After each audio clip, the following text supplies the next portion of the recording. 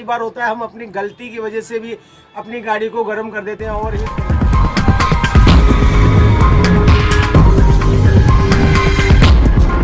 दोस्तों आज की इस वीडियो में हम बात करने वाले हैं आपकी कारों के हीटिंग प्रॉब्लम के बारे में।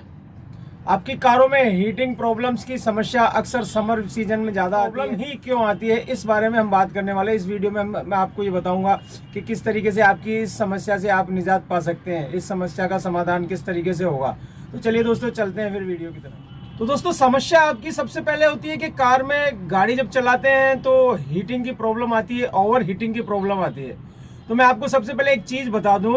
कि जब भी गाड़ी स्टार्ट करते हैं तो उसके अंदर एक थर्मोस्टेट वाल्व लगा हुआ होता है जो कि इंजन के टेम्परेचर को मेंटेन करता है। मतलब गाड़ी का जो एक टेम्परेचर होता है वो मिनिमम होना चाहिए, उस टेम्परेचर से अगर कम रहेगी तो गाड़ी नॉकिंग करती है या फिर मिसिंग करती है। तो एक मिनिमम टेम्परेचर उसका होना चाहिए जिसकी वजह से वो गाड़ी बिल्कुल स्मूथली चलते रहे।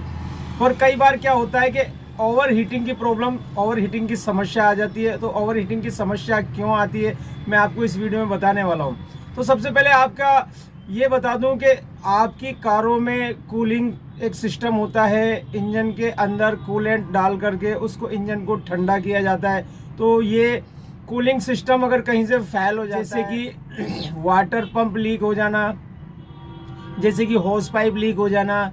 या जैसे कि कहीं से रेडिएटर लीक हो जाना, इस तरीके की अगर समस्या आती है तो जो कूलिंग सिस्टम होता है उसके अंदर जो फ्लूइड लगा होता है, कूलेंट जो होता है वो रिस करके बाहर आ जाता है और वो उसको अंदर से ठंडा नहीं कर पाता, जिसकी वजह से आपकी गाड़ी हीट हो जाती है, ओवर हीट हो जाती है। तो एक समस्या ये है कि आपकी गाड़ी में कूलेंट का निकल जाना या गिर जाना या ड्रॉप हो जाना, तो ये समस्या आपकी गाड़ी को ओवर हीट कर सकती है। तो दोस्तों दूसरी समस्या होती है आपकी कारों में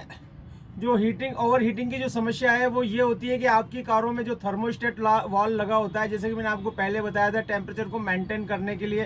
तो टेम्परेचर को मेंटेन करने के लिए जो थर्मोस्टेट वाल्व होता है, कई बार पानी की मात्रा कूलेंट में ज़्यादा होती है या कूलेंट सही तरीके का या सही बढ़िया क्वालिटी का नहीं डाला होता है, तो वहाँ उसकी वजह से उसके अंदर जंग आ जाता है। और जंग आ जाता है तो उसके बाद वो जो थर्मोस्टेट वाल्व है वो जाम हो जाता है। और वो जाम हो जाता है तो वो एक जो उसका टाइम लिमिट होता है, एक उसकी टेम्परेचर क्षमता होती है, उसके बाद उसको खुलना चाहिए, तो वो वहाँ पर भी नहीं खुलता और उससे थोड़ा लेट खुलता है, या कई बार तो होता है कि खुलता ही नहीं है। तो जब ये इस तरीके की प्रॉब्लम आती है तो भी आपकी कारों में ओवर हीटिंग की प्रॉब्लम होती है और आपकी कारों में रेडिएटर से या स्पेयर बोतल से कूलेंट को बाहर कर देती है वो। तो ये दूसरी समस्या है आपकी कारों में ओवर हीटिंग की प्रॉब्लम की।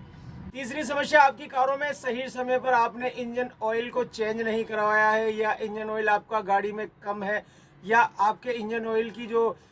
क्वालिटी थी वो ख़राब है, जिसकी वजह से भी उसमें इंजन में घर्षण ज़्यादा शुरू हो जाता है और उसकी वजह से आपकी कार ज़्यादा गर्माना शुरू कर देती है। ये तो एक 3 बेसिक कारण थे जिनकी वजह से आपकी कार ओवरहीट होती है। इसके अलावा भी बहुत सारे कारण होते हैं जिनकी वजह से आपकी कार ओवरहीट होना शुरू हो जाती है। जैसे कि आपकी गाड़ी में क्लच का स्लिप हो जाना, जो कि अगर गाड़ी में क्लच का स्लिप होगा तो गाड़ी का जो मूवमेंट है, गाड़ी की एक्सीलेटर है वो ज़्यादा होगा और गाड़ी का पिकअप कम हो जाएगा, तो जिसकी वजह से हम ज़्यादा एक्सीलेटर देंगे गाड़ी को ज़्यादा रन करने के लिए और उसकी वजह से वो गाड़ी वहाँ भी हीटअप करेगी। दूसरी बात, आपकी कारों में अगर व्हील जो है, आपके व्हील है वो व्हील बेरिंग जाम है या ब्रेक जाम है, या फिर आपके व्हीलों में कहीं कोई ऐसी टायर वगैरह जो लगे हुए हैं जिनमें हवा का प्रेशर कम है, तो उसकी वजह से भी आपकी गाड़ी गर्माना शुरू कर देती है, आपकी गाड़ी ओवरहीट होना शुरू हो जाती है।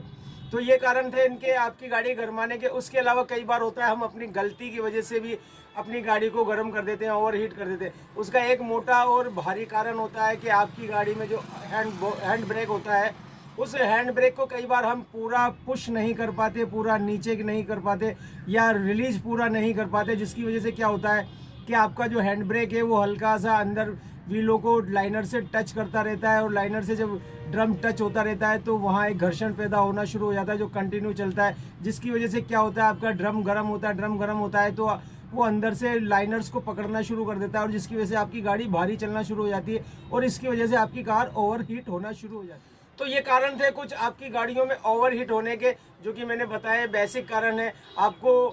इन बातों का ध्यान रखना चाहिए कि इनकी वजह से आपकी गाड़ी ओवरहीट ना हो और ये वीडियो आपको अगर मेरी पसंद आई हो तो लाइक एंड शेयर जरूर करें। जो मेरे चैनल पर नए हैं वो मेरे चैनल को सब्सक्राइब भी कर लें, ताकि मैं जब भी कोई नई वीडियो डालूँ सबसे पहले आपको नोटिफिकेशन मिल जाए। तो मिलते हैं दोस्तों अगली बार नए वीडियो नए सब्जेक्ट के साथ। तब तक के लिए आप सभी दोस्तों से अलविदा दोस्तों।